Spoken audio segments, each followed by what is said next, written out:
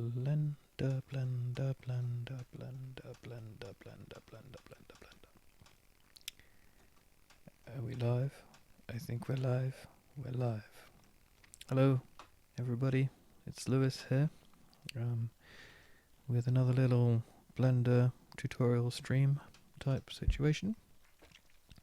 I figured instead of boring you with all of the basic functionality of things, we'd just jump in and make something. So a friend of mine, Ian Buckley, he's making a computer game that involves a piece of toast in a restaurant. I shan't say any more than that. And he is currently making a spatula, as you do, because it's going to be one of the objects in his indie game.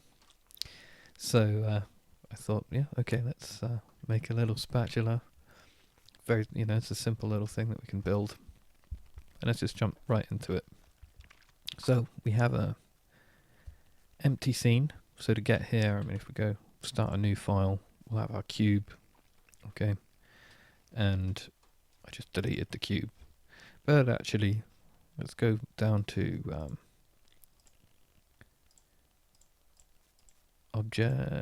add, and add a cube back into the scene. Isn't this all very pointless? Taking things away, putting them back, but you get to see how it's done. So we have our cube.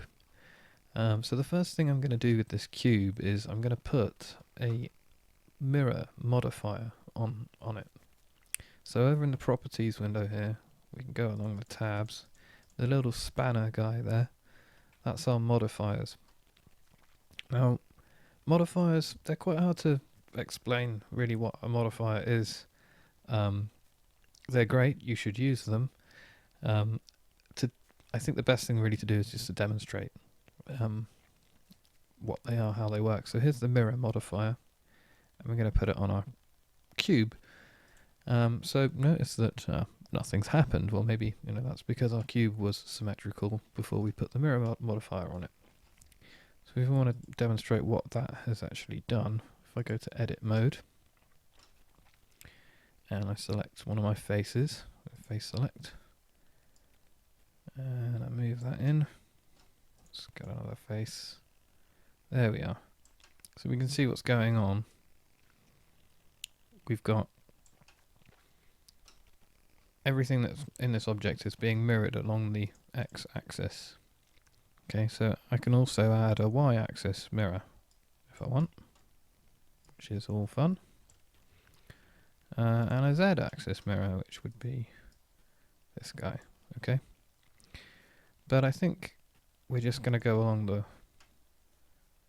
we'll go along the red line and do a y-axis mirror. So let's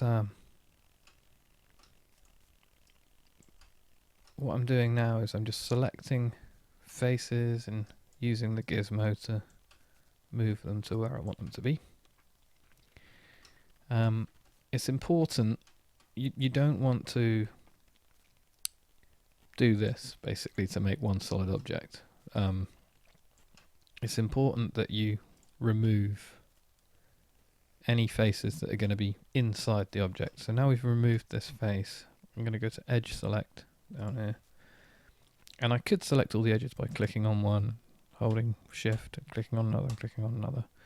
But an easier way to do that, just press A to select none, is to hold Alt and select an edge, and it will select the whole edge loop. Okay. Now at this point I could put these guys together, but it's going to be pretty difficult to get them exactly in the right place so that they're not overlapping and that there's no gap between them. So there's an option here in the mirror modifier called clipping, and if I click clipping and I get these edge loops to just, there you go, now they are attached to each other, they're like stuck together like glue, which is nice. That's what we want.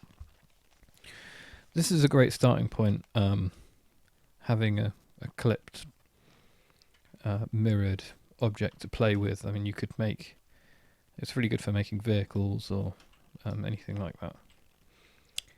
But for now, we're going to make a spatula, so let's move some things in. This is going to be the handle, so I'm just getting things together. On the numerical keypad, each of the numbers on the numerical keypad changes your view. Okay, this is me just messing around with the numerical keypad. 5 switches between isometric and perspective, and then 7, 1 and 3 go front, top and side, and then you can use 4 and 6 to angle it in a kind of arbitrary fashion. Okay, so just hit 1 there, hold middle mouse click to kind of rotate around. I'm just going to select that bottom face, bam, hit 1 again and bring it up like that. So now we've got a very fine little handle. Okay, I'm actually going to make it really narrow, and a bit longer, a little bit longer. Okay, so next we're going to make the bat piece of the batting piece of the spatula. If we're to use our spatula to bat things with, I actually think I'll put some holes in this and make it a bit more of a fish slicer just for fun. So that's a kind of reasonable proportion handle to spatula piece. Then I'm just going to take this edge and press E to extrude and drag out an extrusion. So let's make that a hole. That won't be a hole, so let's make it kind of even length. That's good. Do another extrusion, that's going to be another hole. Yeah, and then one more extrusion, that will be the edge. And now I'm going to put in some loop cuts, okay, and we use Control R to do loop cuts, right? R for rainbows. So it's basically when I've pressed Control R, I can move the cursor around and say, okay, I want a loop cut here, I want a loop cut there, I want a loop cut here. So when it's where I want it to be, I left click, and then I can move left and right to put it where I want it to go. So I'm going to put it just here. Put another loop cut down, put that one over here. Alright. Yeah, that's reasonable. And then I'm going to select a few faces I want to get rid of. So I want to get rid of this one, and on the other side these two. Press delete, delete faces, and there we go. Bit of a problem. We need to bridge these gaps here, which is easy enough. We select this face and press F to put a face in there. Okay, that is in mesh, and I believe it is one of these. Make edge face. It's in faces. Okay. I think it's important to know where these functions are located in the program, even if you are going to use shortcuts, because sometimes you forget the shortcuts and then you just want to go to the menu item and it will remind you what that shortcut is instead of you having to go Google it or something. And of course it comes with the added advantage of being the function that you are looking for. So in learning that it's F, I can go, okay, it's F, but I'll just click it anyway and it'll do the thing that I wanted it to do. So there we are, we've bridged all of those gaps, right? And we've got a fairly basic kind of holy spatula thing. I can just fiddle with the proportions a bit. Okay, so that's the mirror modifier. I'm going to add another modifier now. So the mirror modifier is working away, doing its thing. I'm going to go back into object mode by pressing tab, but you do that here, edit mode and object mode. And I'm going to add another modifier, and it's going to be a subdivision. Okay, so there we go. And what that's doing is it's basically, if I go to wireframe, without the subdivision, we have this, and then we can subdivide once, we can subdivide twice, thrice, 4 times. You can do it on simple, where it will just keep the shape the same, but subdivide. Or you can do this semi, I don't even know how to pronounce that. Catmull Clark, is that some dude's name? Maybe. So let's just do one subdivision. It is a small object for a game. There's no need to go crazy on the poly count for a fish slice or a spatula. And let's go back into solid view. So this here has all your different views. And we've got something fairly reasonable. If we go back into our edit mode now, if I was to select this face and move it up, you see how the modifiers will basically kind of persist, and I can just change some very simple geometry and all of the subdivision will happen automatically for me, which is nice. So if I decide maybe that these holes are maybe riding against this edge too far, I can just move this face in a bit there. Alright. I also think the spatula could be a bit more flat, so if I select these faces, I'm just holding shift now and right clicking on the faces, I can just make it a bit flatter. There we go. And we've got a bit of a spatula. The handle doesn't look like I'll be able to hold that very well, so what I might do here is make some more loop cuts. So I'm going to deselect with A. A basically selects all, and if all is selected, it selects nothing. If you have a few things selected, A will deselect them. So yeah, A, very useful key. So we're going to make some more loop cuts. So that's Control R. Let's just bang one on the end there. You see how that's changing the model so that it looks a bit more. So we've got 2 things here. We can kind of ladle it a little bit so it comes up and down. It's kind of classic. Let's put another loop cut there because I liked that effect. Now something I'm going to do is I'll make a little handle here and make it a bit kind of bumpy. So we'll put another loop cut in here and then we'll press a number to decide how many loop cuts I want in this, along this this poly here. So let's say we're going to do 8, and there we go. There they are. We'll position as 8 loop cuts.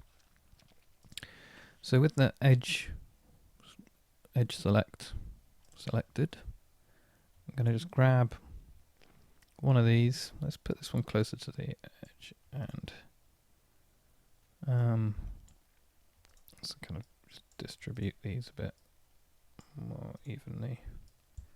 Just grab one of them and scale it down. Just using S and then dragging it towards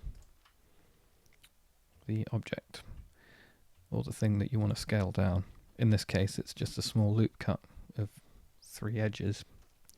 If my cursor is really close to the edges and I press S, then I get a really sensitive scaling, which is very difficult to work with. Okay, so I'm just going to right click to cancel that. So when you've got your thing selected, drag your cursor away a little bit and then press S, and then you get finer control. If you want even finer control, you can hold the shift key and then you'll get super fine control, which is very nice. Okay, so let's just scale these in a little bit. And then we can put another loop cut in here. Maybe make this one bigger. Okay, so there's a little spatula type situation. If we go back into object mode, we can see that there. We can still see the polys kind of clearly, so what I'm going to do is go into edit mode, press the A key to select everything. Oh, I just accidentally went to wireframe mode there. With my fat fingers just mashing on the keypad. And then if we go to our faces, which is Control F, we can put smooth shading on, so the polys don't show up so much. And for working in Unity, the smooth shading does actually work, and it's really worth doing. You can lower your poly counts quite a lot by using smooth shading. So we've still got our modifiers on, so at any point, I mean, I could just remove one, or, you know, do any of that. I could go to simple, or back to our Catmull Clark, or I could put our subdivision up even further to make something nice and smooth. But I think I'll keep it at 1. So we're viewing 1, we're rendering 1. It's a bit fat. I don't think I'd be able to get underneath something. Okay. Have I crashed?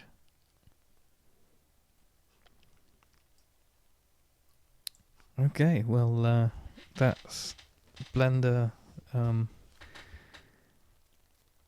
That's Blender. It crashes sometimes. It makes my graphics card go all funny, so one of the many reasons why I stated at the beginning of these videos that Blender was infuriating, which it is. But I hope that gave you a decent idea of how to model something simple in Blender. And I'll catch you next time.